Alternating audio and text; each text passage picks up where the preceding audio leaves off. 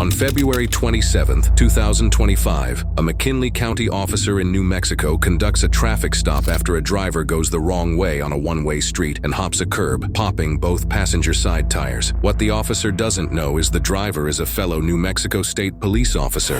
2543, come to my 20. You roll down the window.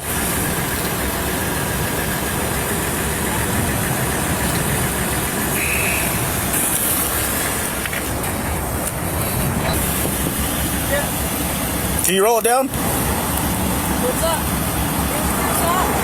up? You're going the wrong way on 2nd Street, and then you also hit a curb and popped both your tires on this side. How much alcohol have you had tonight? Nothing. So why are you slurring? I'm not slurring. Go ahead and step out of the vehicle for me, okay? Hey, just because you said I slurred, there's no reason. So you're refusing to get out of the vehicle?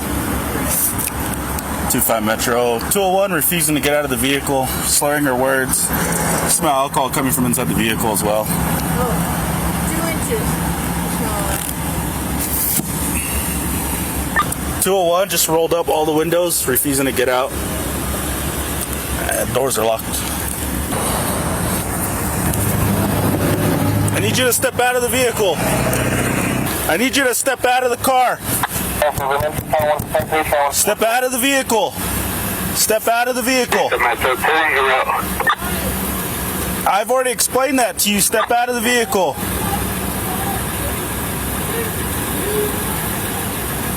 Don't make this harder than it has to be. Step out of the vehicle. Step out of the vehicle. Step out of the vehicle. If you don't step out of the vehicle, we will break your window. We'll remove you from the vehicle. It's your choice. Step out of the vehicle. 25 Metro. So be advised, driver's going to be off-duty NMSP officer. Step out of the vehicle. Step out of the vehicle. The officer shows her sergeant's contact in her phone, signaling she's going to call him. It's unclear what she thinks the sergeant will do in this situation. Nevertheless, she's about to attempt to drag him into this mess. Step out of the vehicle. Step out of the car. Step out of the car. I'm going to break the window. I don't care who you're calling. Step out of the car. I will break the window. Step out of the vehicle now. Step out of the vehicle. Step out of the vehicle. I will break the window. Hold on. Wait for the other guys to get here. State Police Hall. She's 47. Step out of the vehicle. We're going to break the window. This is your last warning. This is your last warning, or we will break the window. But, no, Ricky.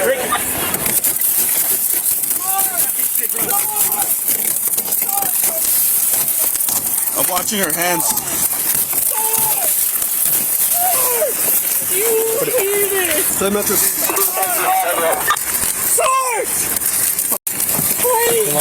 Get out!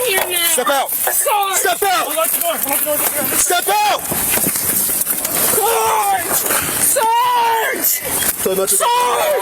Roll over! Sarge! Roll over! Sarge! I got it here. Here. Sarge!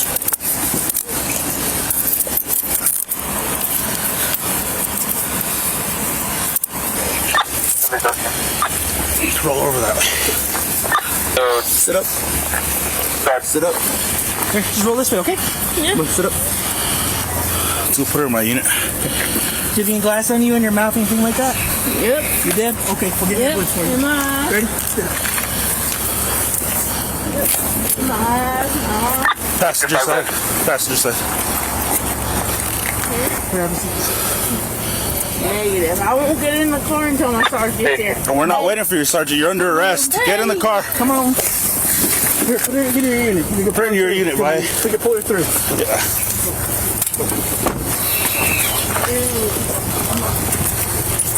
Yeah, you can transport for me. Look, have a seat. Have a seat.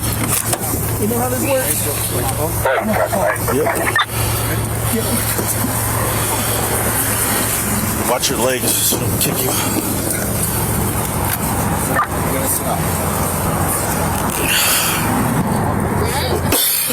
Think it's cool, huh? You fucking think it's cool? Just sit down.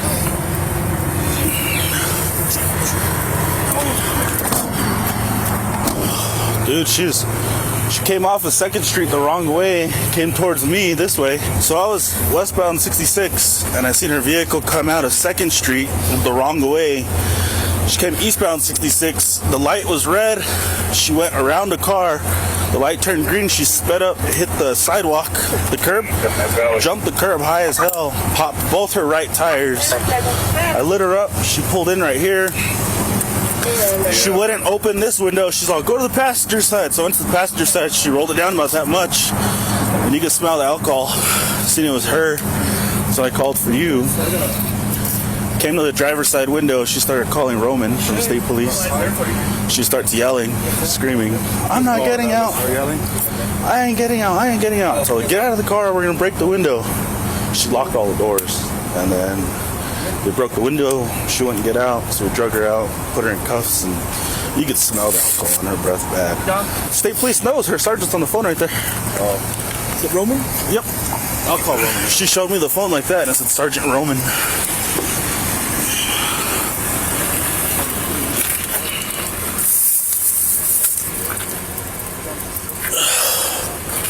Dude, when you were breaking the window, I was watching her hands because she's an officer. I don't know what she's got. So I'm watching her hands. I see the fucking glass hit me in the face, and I'm like, So are you trying with it? listen to me. I'm about to tell you something important. You're under arrest for DWI. The New Mexico Implied Consent Act requires you to submit to a breath test. See, do you agree to take our test? Yes or no? Did you do the SFSTs? Do you agree to take our test? Yes or no? Did you do the SFSTs or no? I did not. Okay. Do you agree to take our test? What? Based on what? Do you agree to take our test? Yes or no? I cannot force you to take our test, but if you refuse, you will lose your New Mexico driver's license or non-resident operating privilege for 1 year. If you are convicted in a court of driving while under the influence, you may also receive a greater sentence because you refuse to be tested. Do you understand? Your right to speak to an attorney or remain silent does not apply to the requirement in New Mexico law that you take a breath test. Do you now agree to be tested? Yes or no? Can you get state police here? No. Do you now agree to be tested? Yes or no? Can you get state police here? Yes No, or I cannot. No. Yes or no? No. Okay, so based on that... Do you now agree to be tested? Yes or no? I consider your actions a refusal to be tested. You're under arrest for aggravated DWI. She refused to answer me. Taking it as a refusal. Log me 11015, aggravated DWI. I'm going to go off now that she's in the unit 15 and I read her. New Mexico State Police Officer Rachel Hall had served for 4 years and 8 months at the time of her arrest. A partially empty bottle of vodka was found under her seat, and she later declined to take a breathalyzer test. She was charged with aggravated driving while under the influence of alcohol, consuming and/or possession of an alcoholic beverage in an open container in a motor vehicle, 3 counts of resisting, evading, or obstructing an officer, failure to maintain a traffic lane, and driving on the wrong side of a road. Immediately following her arrest, Hall was placed on administrative leave. Before the internal investigation concluded, she chose to resign. New Mexico State Police Chief Troy Weisler expressed deep disappointment, stating that Hall's actions were a breach of public trust and did not reflect the values of the department. Hall's arrest occurred amid a larger DWI scandal, in which federal investigations allege that some officers in New Mexico conspired with a defense attorney to dismiss DWI cases in exchange for bribes. This has led to several arrests and resignations in the law enforcement community. Hall's case seems to be an isolated incident that is not linked to this scandal, and she is presumed innocent unless proven guilty in a court of law. Question: have you ever heard of the phrase, the cover-up is worse than the crime? Well, what if people like lawyers and cops aren't just covering things up, but they're also trying to cash in? Now, this leads me to talk about a seasoned criminal defense attorney in Albuquerque, New Mexico, and he's at the center of a scandal that's been going on for decades. And the allegations suggest that Rudy Chavez collaborated with lawyers and police officers, and they accepted bribes to get DWI cases dismissed. Now, Chavez has denied any wrongdoing, and he's saying that the statements made against him are based on false statements and do lack evidence. And I do have to say that although Mr. Chavez hasn't been indicted, the New Mexico Supreme Court has temporarily suspended his license, and that's definitely not a good sign. And I do mention this case because corruption has always been far-reaching. Now, although this case is unrelated, if we can't trust the people to uphold the law to conduct themselves responsibly and with high moral character, public trust will erode. And in this particular video, accountability is about to get tested. And this officer did balance professionalism with the awkward tension of investigating a police officer. And as a police officer who's intoxicated and chooses to get behind the wheel of a car, in my opinion, you care nothing about yourself or the officer who stops you. And as she rolls up her window, this situation just got real, because although she may be a cop, but she's also a defiant drunk driver. Now, the sad part is having to watch this officer get yanked from the car, thrown to the ground, and then placed in cuffs. And as much as it pains me to say this, I believe she deserved it all. But I will end with this. How do we expect the public to trust those in authority when some of them treat it like a license to break the law instead of enforcing it?